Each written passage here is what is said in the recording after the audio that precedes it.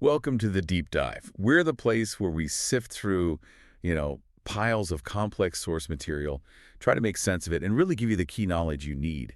And today, we are definitely diving deep. We're immersing ourselves in the story of Aileen Wuornos. It's uniquely disturbing. It really is. Wuornos, born Kitman in 1956, executed in 2002.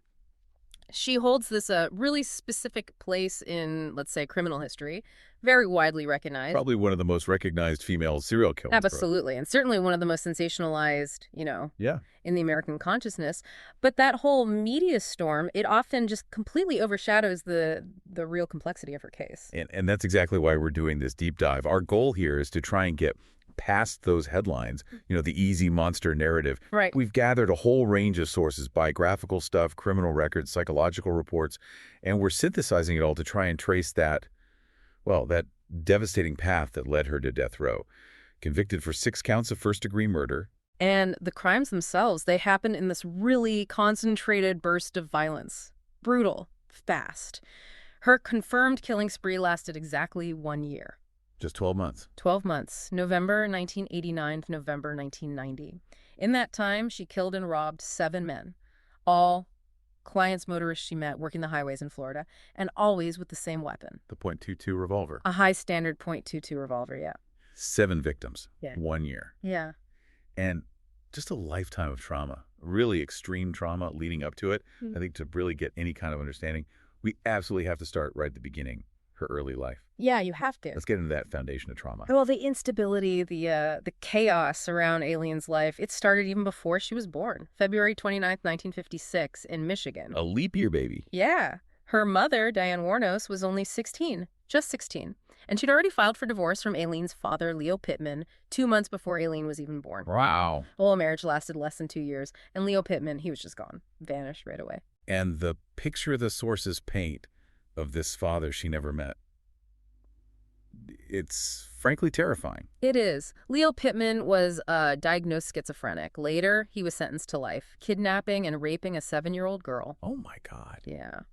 And he eventually committed suicide in prison, hanged himself in 1969. So Aileen's, earliest context is abandonment, plus this genetic link to severe mental illness and predatory violence. A complete void, really, which, as you said, just got filled with more chaos. Immediately, the family structure just completely collapsed.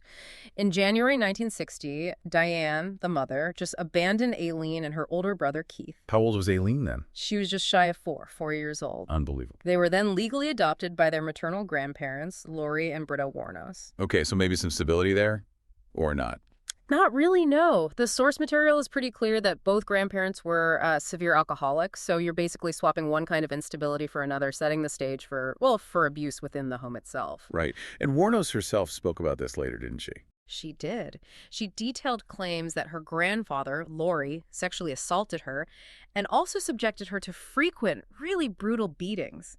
Often, she said, forcing her to strip naked before he beat her. God, that's the person who's supposed to be protecting you. Exactly. It's a catastrophic betrayal. And you can see how that exposure to violence, to sexual violation from her primary caregiver, would just have devastating developmental effects. Right. The lines between survival, harm, sex, they just get completely erased at a really fundamental level. Yeah. And the sources bear that out. By age 11, they note she was already engaging in sexual activity at school. Not for pleasure, but for basic things. Cigarettes, drugs, even food, survival. Just trading her body just to get by. Pretty much. And there are also reports she engaged in sexual activity with her brother Keith around that time, too. It just speaks to the utter confusion and boundarylessness. So that whole internal wiring gets completely scrambled, right? Intimacy becomes transactional. It's tied to violence. It's necessary just to survive. Right. And it escalates. Very quickly. In 1970, she's just 14, and she gets pregnant. Following a rape. Yes. Later claimed by friends, biographers. It was supposedly an older local man known to be a pedophile, a friend of her grandfather's. Jesus, so the trauma just keeps compounding. Severely. She gives birth to a son, March 1971. But instead of any kind of support, what happens? Her grandfather forces her to give the baby up for adoption. Immediately. Another abandonment. Forced abandonment, this time of her own child.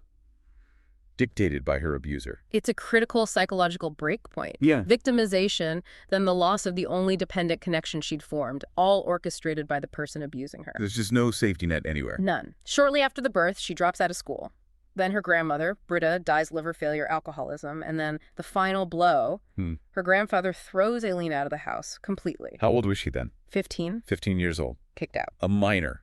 No resources. Forced onto the streets, basically. Supporting herself entirely through prostitution. The sources say she was literally living in the woods nearby her old home.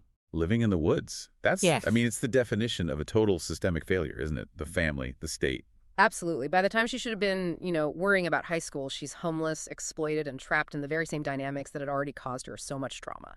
Okay, so we see this raw foundation of trauma. Yeah. And it seems like it translates almost immediately into criminal behavior, self-destructive patterns, starting right around when she turns 18. Yeah, the markers appear pretty quickly. Her first documented arrest, 1974, she's 18, it's in Colorado. Charges are DUI, disorderly conduct, and this detail really jumps out in hindsight. What was it? Firing a .22 caliber pistol from a moving vehicle. Wow. The same caliber as the murder weapon, 15 years early. Exactly. It's this little foreshadowing detail. It shows that propensity for explosive anger, for danger right from the start. And that was mixed with these really chaotic personal life choices, too. Like that marriage. That seems incredibly bizarre. Oh, completely bizarre. 1976, she somehow hitchhikes down to Florida. And through circumstances that aren't totally clear, she marries Louis Gratzfell. He's 69 years old, a wealthy yacht club president. 69, she was what, 20? 20, yeah. The wedding announcement even made the local society pages. It's just this shocking collision of worlds. You can't even imagine it. How long did that last? Not long, I'm guessing. You guessed right. 9 months, just 9 weeks.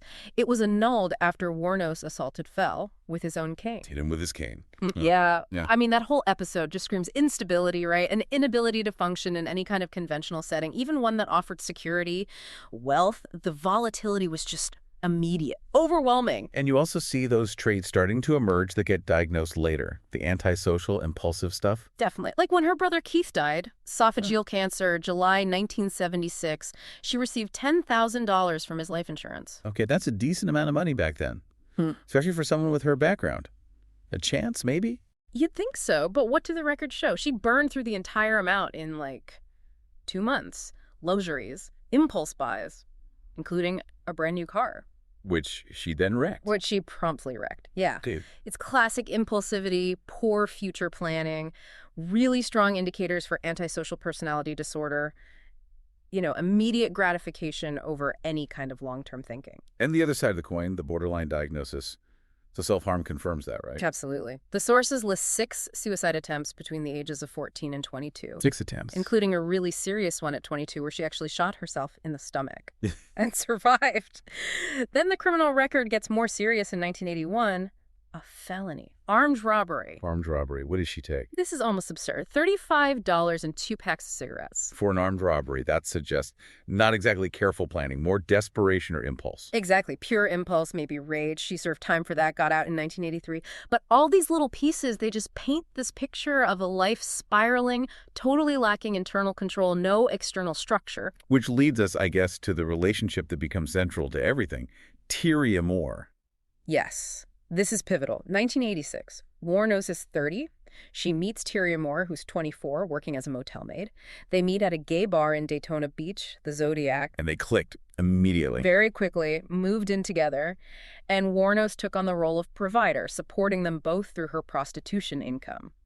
This is where it gets complicated, isn't it? This intense devotion to Moore versus the rage she felt towards her clients. It's a stark dichotomy. Wuornos expressed this overwhelming love, this fierce devotion to Tyria. She said it at her trial, repeated it right up until her execution. Things like, "It was love beyond imaginable. Earthly words cannot describe how I felt about Tyria." Really intense stuff. How do the experts explain that? How can someone with diagnosed ASPD, lacking empathy, and BPD with all its instability form such a powerful, almost obsessive bond? Well, specialists suggest that for someone like Wuornos, whose entire life was defined by abandonment, who never had that secure maternal bond, Tyria might have represented this idealized, stable anchor, something she'd never had. Like a lifeline. Possibly. The attachment was likely fueled heavily by the borderline fear of abandonment.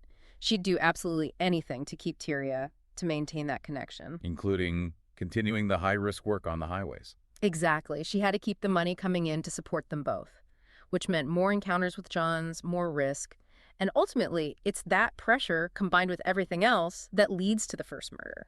So that pressure cooker, needing the money for Tyria, decades of rage boiling underneath it, finally just explodes. It seems that way. An explosion of violence, 7 men killed, all within that single 12-month period. And the victims fit a pattern. Very much so.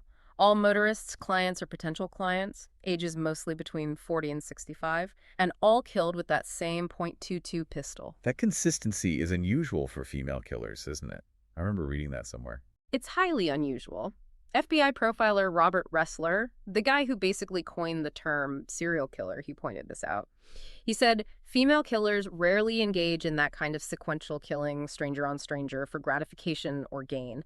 They usually kill people they know, maybe family, often over longer periods, poisoning. Wuornos was the exception. She fit a more typically male pattern. In many ways, yes, that predatory consistency. Ressler called her the sole exception he'd identified in his work up to that point. Okay, let's talk about the first victim, because this one is crucial for understanding her defense, her narrative. Richard Charles Mallory. Right. Mallory, 51 years old, owned an electronics store. Murdered November 30th, 1989. This is the case where Wuornos always consistently claimed self-defense. What was her specific claim? She maintained that he drove her out to an isolated spot, then violently beat her, raped her, sodomized her. She said she had to shoot him to save her own life. And the sources do suggest that first encounter was particularly brutal. That self-defense claim became the core of her story for years. And there was something about Mallory's background that made this claim, well, not entirely unbelievable, right? Exactly. This is what makes it so complex and what was fought over so hard in court. It came out that Mallory had a prior conviction for attempted rape in Maryland. Attempted rape. When was this? Back in the late 50s, early 60s, records showed he was committed to a facility between 1958 and 62 after charges of assault with intent to rape. Okay. And not just that, official psychiatric evaluations from that time described him as having strong sociopathic trends. So her claim that he was violent and potentially dangerous wasn't just pulled out of thin air. Not at all. The defense argued this history corroborated her account, that she had a legitimate reason to fear for her life. It seriously complicated the prosecution's narrative that she just killed him to rob him, like the later victims. But this crucial evidence about Mallory, it wasn't allowed in her trial. Ultimately, no. Despite its potential significance, the judge ruled it inadmissible, suppressed it. That decision was a huge blow to the defense and became a major point of contention later on. A massive turning point in the legal case. Absolutely. But after Mallory, the killings continued and the pattern seemed to shift pretty quickly. It moved away from anything that looked like plausible self-defense towards something much more like, well, robbery and execution. The sheer number of victims really establishes that pattern, I suppose. It does. Let's quickly run through the others just to get a sense of the scope here. Okay, who's next? David Andrew Spears, 47, construction worker, found naked, shot 6 times. Then Charles Edmund Carskadden, 40, a rodeo worker, also found naked, shot 9 times. 9 times. That's overkill. Extreme overkill. And with Carskadden, Wuornos was later seen driving his car. She pawned his gun. Clear indicators that robbery was now, front and center. Then there was the victim whose body was never found. Right. Peter Abraham Seams, 65, retired merchant seaman. His car became a key piece of evidence later because it was found abandoned after a crash. Both Wuornos and Tyria Moore were seen leaving it. And crucially, Wuornos' handprint was found inside on the door handle. A direct physical link. A very direct link. After Seams, there was Troy Eugene Burris, 50, sausage salesman, shot twice. Then Charles Richard Dick Humphreys, 56. He was a retired Air Force major, actually a former chief of police. Wow, a former police chief. Yeah. He was found fully clothed, unlike some others, but shot 7 times, head and torso. Again, that high number of shots suggests rage, maybe, or just making absolutely sure. Eliminating the witness. Could be. And the final confirmed victim, Walter Gino Antonio, 61. He was a trucker, also worked as a security guard, even a reserve police officer. Found nearly naked, shot 4 times. So 7 men in 12 months, starting with Mallory, where there's this cloud of possible self-defense complicated by his own past. Right. And ending with victims who seem clearly targeted for robbery, executed often with extreme violence. That's the trajectory the prosecution laid out and the pattern that ultimately convicted her. The investigation really gained traction because of that Seams car crash in July 1990. Remember, his body was never found, but the car was key. Right, Wuornos and Moore were seen abandoning it. Exactly. Witnesses, especially one woman named Rhonda Bailey, gave pretty good descriptions of the two women fleeing the scene. That put investigators on the right track. But the descriptions alone weren't enough, were they? They needed something concrete. They did. The real technical breakthrough came from tracking the victim's stolen property. Police started finding items in various pawn shops. And she used her real ID. Or she used aliases, but the critical mistake was her fingerprint. It was found on a pawn receipt for some item belonging to one of the victims, because she already had a criminal record in Florida from that earlier robbery. They had her prints on file. Bingo. Her print from the pawn shop matched the print found inside Seams's abandoned car. Suddenly, they had a positive ID. Aileen Wuornos. That must have happened fast then, the arrest. It did. January 9th, 1991. They picked her up at a place called The Last Resort. It was a biker bar. Technically, it was on an outstanding warrant for carrying a concealed weapon. She was using the name Lori Grody.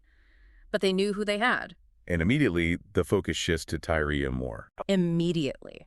They locate Tyria the very next day, up in Pennsylvania where she'd gone. And this is where that intense bond Wuornos felt gets turned against her, right? Completely weaponized. The police offer Tyria a deal, full cooperation in exchange for immunity from prosecution. And she took it. She took it, which meant returning to Florida and under police direction, making these monitored phone calls to Aileen, who is now in custody. Trying to get a confession. Exactly. Tyria played on that loyalty, pleaded with Aileen, saying things like, I need you to clear my name, tell them what happened. And Wuornos, believing she was protecting Tyria, the person she loved, she confessed. When was the confession? January 16th, 1991, just a week after her arrest. But, and this is crucial in that initial confession, she stuck to the self-defense story. She claimed all the men had tried to rape her, that she had to kill them. So the confession wasn't initially about robbery? Not primarily, no. That shifted later. The legal process then kicked into high gear. Her trial for just the Mallory murder started in January 1992. And the defense strategy was all in on self-defense. It had to be. But the prosecution had a very powerful tool in Florida, something called the Williams Rule. The Williams Rule. What does that allow? It's pretty controversial sometimes. It basically allows the prosecution, in certain situations, to bring in evidence of a defendant's other crimes they aren't currently on trial for, to show a pattern, like a common scheme or identity, or to show that the current crime wasn't just an accident or a mistake. So they could talk about the other 6 murders, even though she was only on trial for Mallory's. Precisely. The prosecution successfully argued that her claim of self-defense with Mallory didn't hold water because the other 6 killings showed this clear, consistent pattern of robbery and execution. It painted Mallory's death as just the first step in that pattern. That must have been incredibly damaging for the defense. They're trying to focus on Mallory's history, her fear. And the prosecution is bringing in testimony about 5 other killings, many clearly involving robbery, suggesting this one must have been robbery too. It effectively neutralized the self-defense argument in the jury's eyes. And that was on top of the judge already refusing to allow Mallory's prior rape conviction into evidence. Exactly. The judge blocked that evidence, saying its potential prejudice against the victim outweighed its relevance. So the defense couldn't fully present Mallory as a credible threat, and the jury heard about all the other killings. It was a lethal combination for Wuornos' case. So conviction was pretty much inevitable at that point. It seemed that way. With Tyria Moore's testimony against her and the Williams Rule evidence, Wuornos was convicted of Mallory's murder, sentenced to death just 4 days after the conviction. And the diagnoses came out then too. Ah. PPD and ASPD. Yes. Defense psychiatrists formally diagnosed her with both borderline personality disorder and antisocial personality disorder. Clear evidence of profound mental illness, but it didn't change the outcome. The conviction stood. After that first conviction, her whole story started to change, didn't it? Became much less consistent. Completely unstable, which really reflects those diagnoses, the BPD volatility, the psychopathic manipulation, perhaps. She went on to plead no contest or guilty to 5 more murders. She famously said she wanted to get right with God. But she also made that statement differentiating Mallory from the others. Right, that really contradictory statement. She admitted, yes, Richard Mallory did violently rape her, that was self-defense. But then she said, these others did not. They only began to start to. undercutting her own initial blanket self-defense claim for everyone except Mallory. Exactly.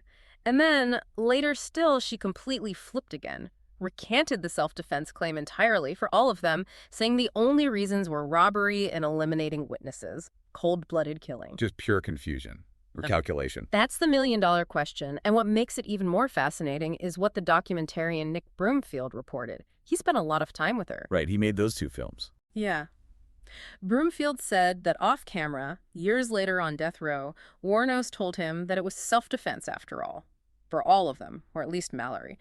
But she said that after 10 years waiting to be executed, she just couldn't take it anymore. She wanted to die. So the later confessions, the cold-as-ice killer persona, Yeah. that might have been an act to speed up the execution. It's possible. It suggests her recantations might have been a calculated strategy to appear competent, remorseless, and ready for execution. A final desperate attempt to exert some control over her own death by convincing the state to kill her faster. It's a chilling thought. So Wuornos spends over a decade on death row. Broward Correctional Institution. Appeals denied, including by the Supreme Court in '96. And then in 2001, she makes this dramatic move. Yeah, she petitions the court to dismiss her own lawyers, to terminate all her appeals. She basically starts volunteering for execution. She was very vocal about it, right? Declaring her competence. Extremely vocal. Her statements from that time are really chilling, but they were coherent enough for the courts. She said things like, "I killed those men, robbed them as cold as ice, and I'd do it again too. There's no chance in keeping me alive." Like she was leaning into the monster image. Absolutely. She added, "I'm so sick of hearing this she's crazy stuff." She was adamant she was sane, hated humanity, and wanted to die. And despite the clear underlying pathology, a court-appointed panel did ultimately find her mentally competent to waive her appeals. But as the execution date got closer, her behavior became even more extreme. That paranoia. Exponentially worse. In those final weeks and months, she started making these really specific, furious accusations against the prison guards, the matrons. What kind of accusations? Severe abuse. She claimed they were putting dirt, saliva, even urine in her food. She talked about them using sonic pressure, some kind of sound torture, to drive her insane or force her to kill herself before the state could execute her. Is there any truth to it? Or was it delusion? It's impossible to know for sure. Her attorney confirmed that she firmly believed it was happening. Whether it was actual abuse compounding her paranoia or purely a manifestation of a final psychotic break, we just don't know. But her rage and fear were palpable. And that led to her final words on camera, captured by Broomfield. Yes, just before being lit away, basically. "Thanks a lot, society, for railroading my ass. Total defiance and perceived betrayal." Looking at it clinically, the psychological assessments were pretty damning, weren't they? The psychopathy score? Extremely high. Wow. She was assessed using the Hare Psychopathy Checklist, the PCLR. Scored a 32 out of 40. And the cutoff for clinical psychopathy is? 30. So 32 is well into psychopathic territory. That diagnosis, combined with the earlier BPD and antisocial personality disorder diagnoses, it confirms this personality structure just riddled with volatility, impulsivity, manipulation, and a profound lack of empathy. And the experts, like Bryce Arrigo you mentioned, they really trace this directly back to the early trauma. Consistently. They link these disorders directly back to everything we discussed in part 1. The childhood sexual abuse, the abandonment, the survival sex work, it all just fundamentally damaged her ability to form healthy attachments, to develop empathy. Even learning at age 11 that her grandparents weren't her biological parents, another layer of identity disruption. It all fed into these primitive dissociative ways of coping. Which helps explain why her violence was so atypical for a female offender. Exactly. As we said, female serial killers usually have known victims, use different methods, often over long periods, maybe for specific gain, like insurance money. Wuornos killed strangers, violently with a gun, quickly, in a way that looked more like male offenders seeking, well, whatever dark gratification they get. She broke the mold because her pathology was so severe and perhaps uniquely formed by that specific trauma history. Which brings us to the end. The execution itself, October 9th, 2002, lethal injection. That's right. She declined a traditional last meal, just asked for and got a cup of coffee. And her final statement, it was as bizarre as everything else about her, wasn't it? Completely baffling. Classic Wuornos, really. Cryptic, full of this strange, maybe psychotic imagery. She said, "Yes, I would just like to say I'm sailing with the rock and I'll be back, like Independence Day with Jesus. June 6th, like the movie. Big mothership and all. I'll be back. I'll be back." Sailing with the Rock, Independence Day. It's just out there. Completely. A final burst of chaos and defiance for the public record, just encapsulated her whole life in a way. Her ashes were scattered later. Yeah, back in Michigan.